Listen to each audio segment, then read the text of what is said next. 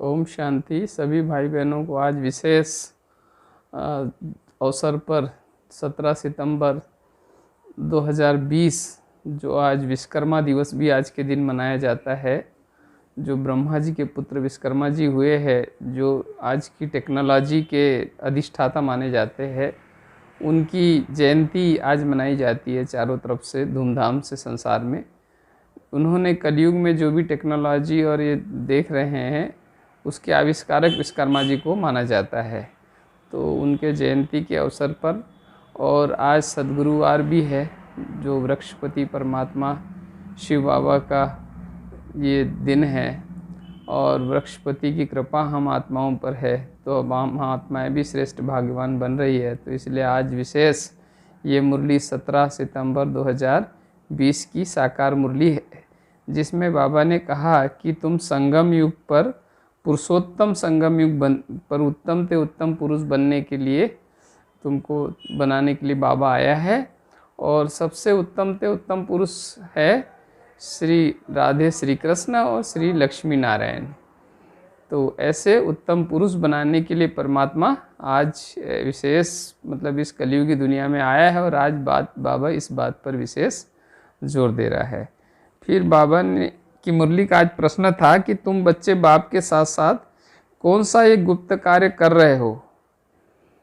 तो बाबा के साथ साथ हम बच्चे भी इस जो दुनिया में अनेक धर्म हैं और अनेक मतें हैं, तो उन सारे अनेक धर्मों के परिवर्तन के बाद एक आदि सनातन देवी देवता धर्म की स्थापना करने के लिए परमात्मा इस कलयुग रूपी दुनिया में परकाया प्रवेश होकर के आया है। तो हम बच्चे भी उस परमात्मा के कार्य में सहयोगी बनते हैं, बाबा की श्रीमत पर चल कर के और सृष्टि परिवर्तन के कार्य में सहयोगी बनते हैं। तो बाबा ने कहा कि बाबा इस तरह से इस दुनिया को बदलने के लिए आया है। फिर बाबा ने कहा ये आदि सनातन देवी देवता धर्म की स्थापना का समय है और बाबा तो बागवान भी है। तो ये जो कलयुग की दुनिया बिल्कुल कांटों का जंगल हो गई है, तो इसको बदल करके और सतयुगी फूलों का बगीचा, जिसमें सारी आत्माएं जैसे अपने संपूर्ण अवस्था में एकदम खिली हुई होती है, सबको सुखदाई होती है, जहाँ एक भाषा, एक कुल, एक राजा, एक प्रजा, सर्वत्र सुख शांति वैभव संपन्नता होती है, ऐसी फूलों के बगीचे वाली दुनिया बनाने के लिए आया है परमात्मा। और ये जो कांटों का जंगल हो गई है कलयुग की दुनिया, जहाँ सब एक दूसरे को दुख देते रहते हैं, कोई न कोई किसके लिए दुख का कारण बन जाते हैं, तो ऐसी दुनिया को बदल करके और सतयुग की श्रेष्ठ फूलों के बगीचे को बनाने के लिए बाबा आए। तो इसीलिए बाबा को बागवान कहा जाता है। फिर आज बाबा ने कहा कि रूहानी बाप पुरुषोत्तम संगम युग पर आकर तुम सबको पुरुषोत्तम बनाते हैं। तो पुरुषों की सबसे उत्तम से उत्तम जो जीवन है या चरम उत्कर्ष है, वो है पुरुषोत्तम भगवान राम, पुरुषोत्तम भगवान श्री कृष्ण, पुरुषोत्तम भगवान श्री नारायण। अर्थात परमात्मा जब आते हैं तो मनुष्य अपने चरम उत्कृष्ट लक्ष्य को प्राप्त कर सकता है। नर ऐसे कर्म करे जो भगवान श्री नारायण बन जाए, पुरुषोत्तम श्री नारायण बन जाए, और नारी ऐसे कर्म करे, ऐसे जीवन में धारणा करे, ऐसे श्रेष्ठ कर्मों की, ऐसे संस्कारों की धारणा करे जो लक्ष्मी बन जाए। तो ऐसा परमात्मा इतना श्रेष्ठ लक्ष्य लेकर के और इस कलयुगी दुनिया में हमको इतना पावन पवित्र शुद्ध बनाने के लिए आया है। तो इसीलिए ये पुरुषोत्तम संगम युग है, सारे युगों में श्रेष्ठ युग है, जिसमें पुरुष अपनी चरम उत्कर्ष को प्राप्त करके देवता तुल्य बन जाता है, देवी देवता समान बन जाता है। फिर बाबा ने कहा कि स्वर्ग और नर्क तो यहाँ ही है, क्योंकि जब कोई यहाँ शरीर त्याग करता है तो सब लोग कहते हैं भाई स्वर्ग गया। तो इसका मतलब ये हुआ कि वो अभी नर्क में था, क्योंकि स्वर्ग और नर्क के अलावा तीसरी तो कोई बात है ही नहीं। तो इसीलिए जैसे ये दुनिया अब रो नर्क समान हो गई है, यहाँ दुख और अशांति है, विषय सागर है, चारों तरफ विषय सागर में लोग गोते खा रहे हैं, बुराइयों में, व्यभिचार में, दुराचार में, भ्रष्टाचार में, पापाचार में, जैसे संसार एकदम व्याप्त हो गया है। ऐसे समय में परमात्मा आता है, क्योंकि उसको पतित पावन कहा जाता है। तो ये सृष्टि एकदम पतित हो गई है, ऐसी सृष्टि को पावन बनाने के लिए परमात्मा अपने गीता में किए हुए वादे के अनुसार आता है और हमको पुरुषोत्तम बनाता है। इसीलिए इस युग को ही पुरुषोत्तम संगम युग कहा जाता है। तो ये युग तो हीरे तुल्य युग है और इसमें मनुष्य अपने हीरे तुल्य जन्म को प्राप्त करके और श्रेष्ठ बनाता है। तो इसलिए इसमें हमें बिल्कुल समय व्यर्थ नहीं करना चाहिए और बल्कि परमात्मा की ज्ञान और योग की बातों को सुन कर के और धारणा अवश्य करनी चाहिए। फिर परमात्मा ने कहा मनुष्य बेचारे घोर अंधियारे में इस समय, तो अज्ञान का अंधकार कहा जाता है। तो भक्ति में कहते भी है कि नयनहीन को राह दिखाओ। तो सारे मनुष्यों को ऐसी तो बात है नहीं कि किसी को नयन नहीं है या आँखों से दिखाई नहीं दे रहा है, तो किस नयनहीन की बात हो रही है। तो भगवान की महिमा करते हुए कहते हैं हम नयनहीन को राह दिखाओ, अर्थात हे परमात्मा हमें ज्ञान का तीसरा नेत्र दो, जिससे कि हमें इस अज्ञान के अंधकार से और श्रेष्ठता के प्रकाश की ओर, सद्गति के प्रकाश की ओर, सतयुग के श्रेष्ठता के प्रकाश की ओर हम जा सके। तो इसीलिए ये बात कही गई है। तो इस अज्ञान के अंधकार में जो हम कलयुग के चारों तरफ कलयुग में अज्ञान का अंधकार है, मनुष्य इसमें भ्रमित हो रहे हैं, वास्तविक सत्य कौन है, परमात्मा कौन है, हम स्वयं हमारा परिचय क्या है, हम अमर आत्मा है, ये सब भूल गया है मनुष्य। और इसीलिए अज्ञान के अंधकार में साधन सुविधा और धन वैभव के लोभ लालच में भ्रमित होकर के और भटक रहा है। तो इसीलिए इसको अज्ञान का अंधकार कहा गया है। फिर परमात्मा ने आज कहा कि नंबरवार पुरुषार्थ अनुसार जितनी प्रीत बुद्धि होगी उतना ही उच्च पद पाएंगे। तो जो भी परमात्मा के इस कार्य में भी यदि जो पुरुषार्थ कर रहे हैं, तो जितना पुरुषार्थ होगा उसी हिसाब से सतयुग में पद भी मिलेगा। तो नंबरवार पुरुषार्थ अनुसार मतलब जितना हमारा पुरुषार्थ अच्छा होगा उतना ही पद ऊंच होगा, और जितना पुरुषार्थ में अलबेलापन होगा, थोड़ा आलस्य होगा या थोड़ा ढीलापन होगा, तो उसका पद भी सतयुग में उतना ही कम होने वाला है। क्योंकि सतयुग में भी सारी यथा राजा प्रजा सब तरफ सुख शांति वैभव संपन्नता तो होगी, पर फिर भी पद तो होगा। महाराजा होंगे, महाराजा महारानी होंगे, राज परिवार के सदस्य होंगे, रायल परिवार होंगे, फिर 108 राजा रानी होंगे, फिर और भी विस्तार होगा, साहूकार होंगे, श्रेष्ठ प्रजाजन होंगे, फिर साधारण प्रजाजन होंगे, फिर थोड़े और उससे भी छोटे प्रजाजन होंगे, दास दासियाँ होंगे, सेवक होंगे। फिर तो इस तरह से बहुत सी वैरायटी सतयुग में होगी। तो इसमें भी पद है, तो जो जितना ज़्यादा अधिक पुरुषार्थ करेगा उसको उतना ही उच्च पद की प्राप्ति होगी, बाबा ने कहा है। फिर इसको कहते हैं कांटों का जंगल। बाबा ने कहा ये दुनिया तो कांटों का जंगल है, इसमें दुख अशांति है चारों तरफ। सारे मनुष्य एक दूसरे के लिए सुख शांति का कारण बनने के बजाय दुख और शांति का कारण बने हुए हैं। कोई भी किसी की खुशी के गुब्बारे में कांटा चुभोता रहता है और उसकी खुशी नष्ट हो जाती है। संबंध भी बंधनकारी होते जा रहे हैं। जो संबंधों का आधार स्नेह प्यार होना चाहिए, वहाँ वो बंधन में खींचतान दिखाई दे रही कलयुग में। तो इसीलिए ये कांटों का जंगल कहा है परमात्मा ने, और इससे निकाल करके परमात्मा हमको फूलों के बगीचे में ले जाना चाहता है, अर्थात हमें सुख शांति आनंद प्रेम की दुनिया में ले जाना चाहता है। तो इसीलिए फिर बाबा ने कहा कि सद्गति होती है ज्ञान से। सद्गति के दो स्थान हैं। तो जो परमात्मा ज्ञान हमें प्राप्त हो रहा है, इसी से हमारी सद्गति होनी है।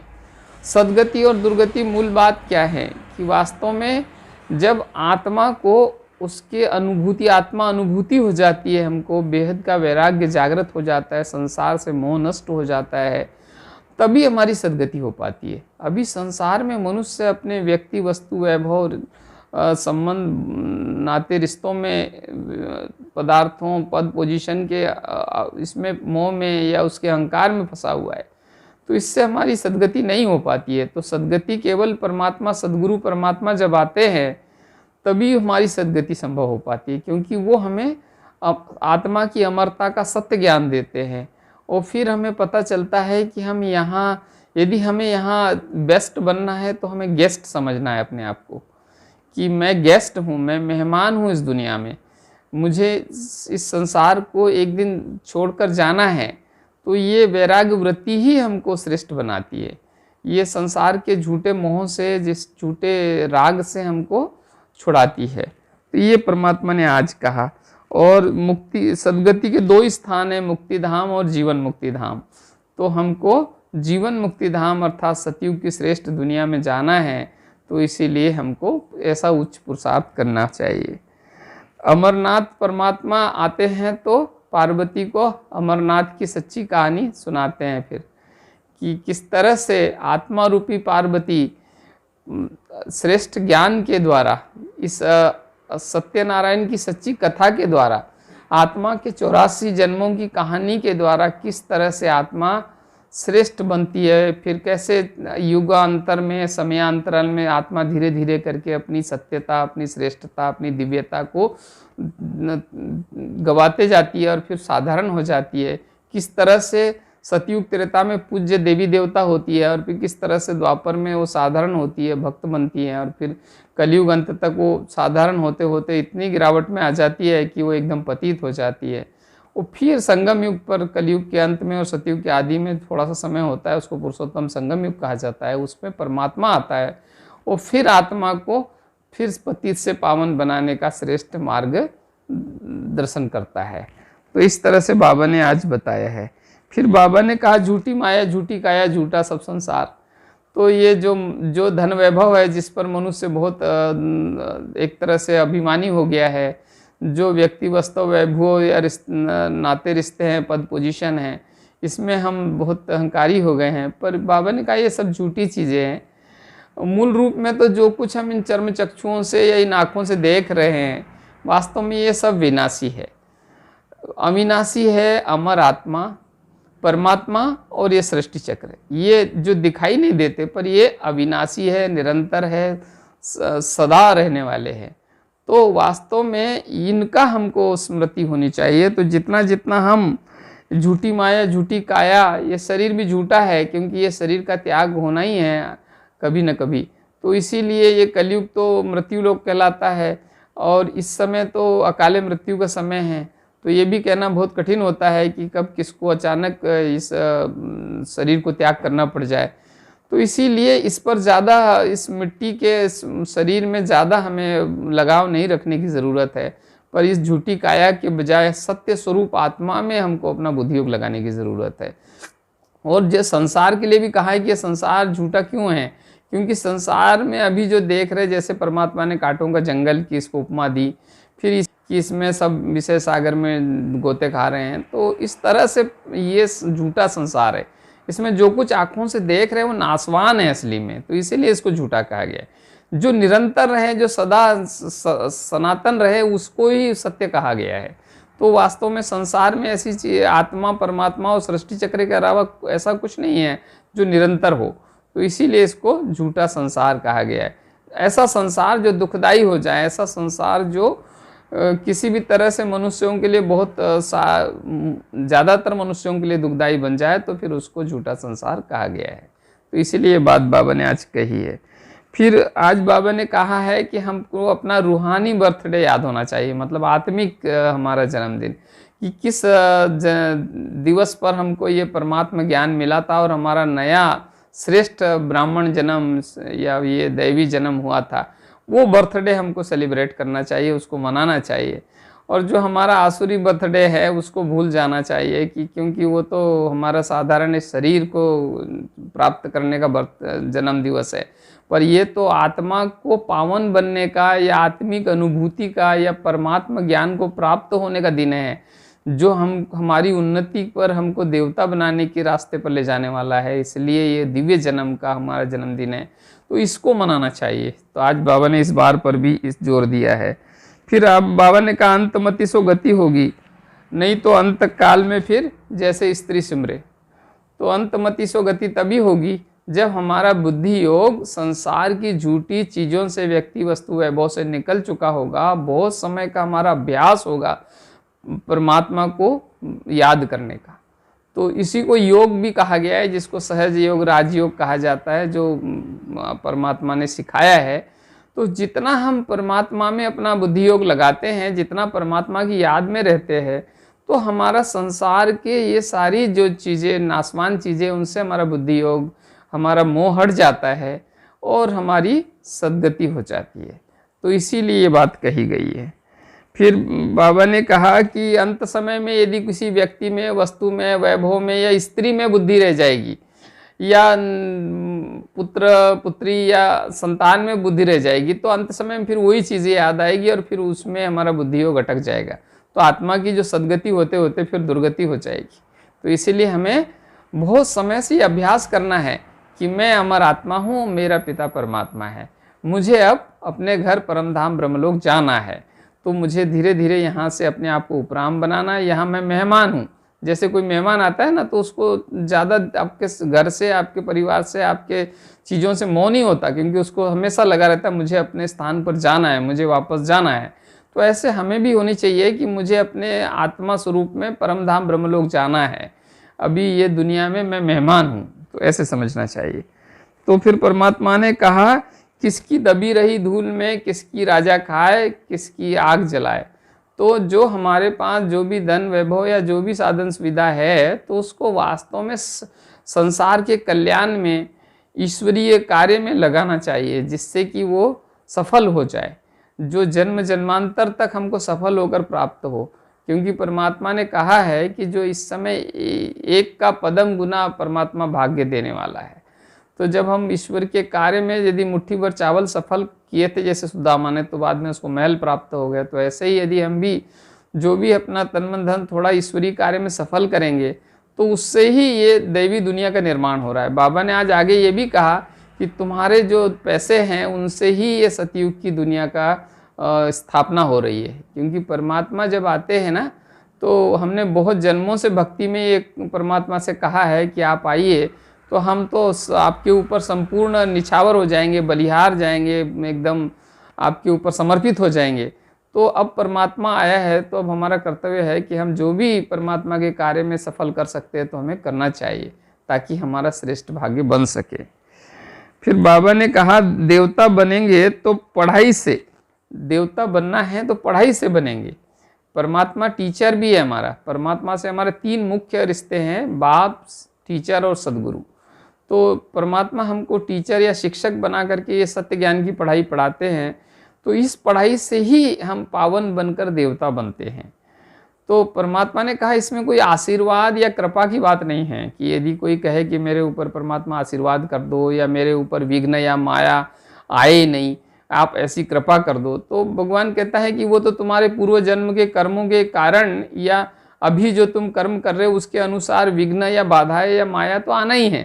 पर तुम जितना मेरी याद में रहेंगे, जितना परमात्मा की याद से पक्के रहेंगे, तो उतना ही निर्विघ्न बनेंगे, और माया आकर के और खेल खेल में तुम्हारे पास से चली जाएगी और तुमको कुछ भी मुश्किल नहीं होगी।